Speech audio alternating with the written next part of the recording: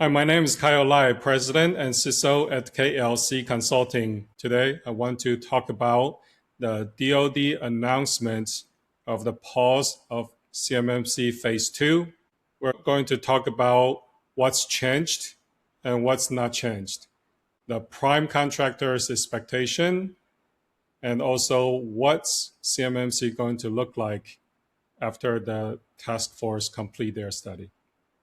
So DOW made an announcement on July 13th that will pause all the CMMC Phase 2 rollout.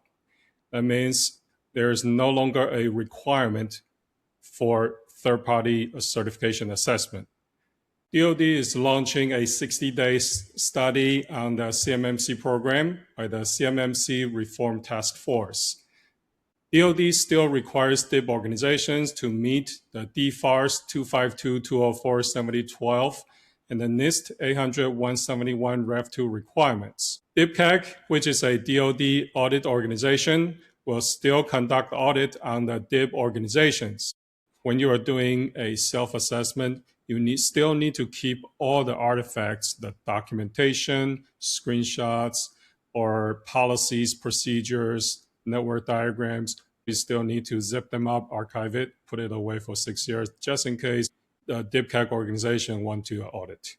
The responsibility and the accountability for a DIB organization when performing a self-assessment versus having a third-party C3PO certification assessment. When you are doing a self-assessment, you still need to go through all 110 requirements and the 320 assessment objectives.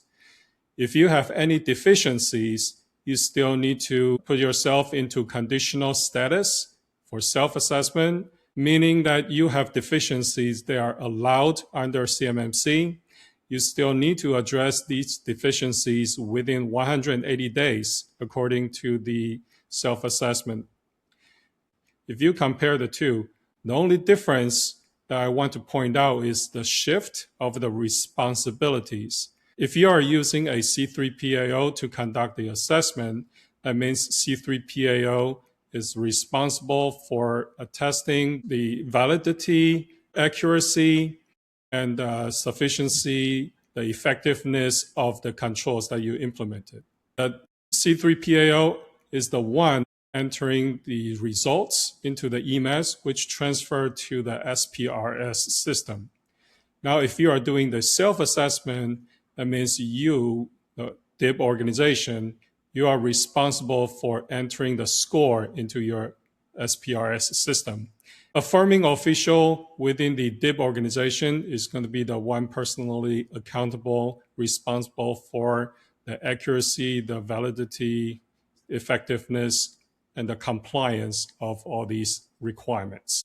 If you claim to have a score of 110, the perfect score, and the results are lower than 110, then they will hold the affirming official accountable. According to the Cyber AB, which is the CMMC accreditation body press release, the certificate continues to be valid for 3 years.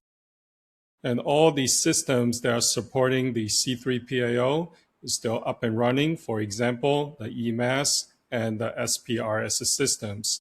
Right now, the task force has been tasked to reduce the burden for implementing the NIST 800-171, also still make it effective, because what we have seen on the DFAR 252-204-7012, 2017, when it was released, all the defense contractors, they need to check the box saying, I comply and meet the requirements of NIST 800-171. Everybody checked that box, but the DoD Inspector General came in to look at the actual progress.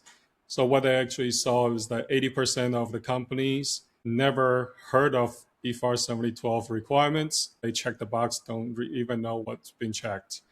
So at the end, 80% of the companies, they say, I comply, they were not in compliance.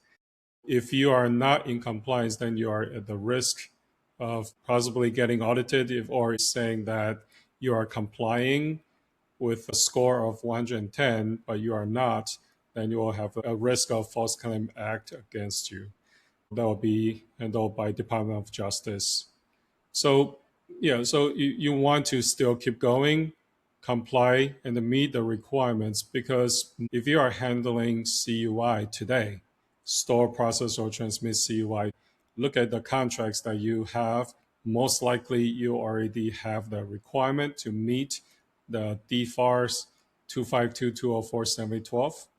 And if you already check that box, you want to make sure that you are doing what you said you are doing. Talk to your prime contractors, because you need to understand what their expectations are for the self-assessment.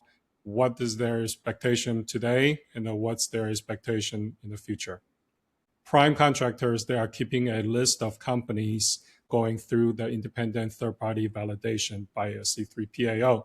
So you want to check with your prime contractors and to see if they need to get an update of your status. Whether you want to proceed with an independent assessment to stand out from your competitors, scale back your scope, or need help with your self-assessment, our team is here for you. Reach out to us today to start the conversation.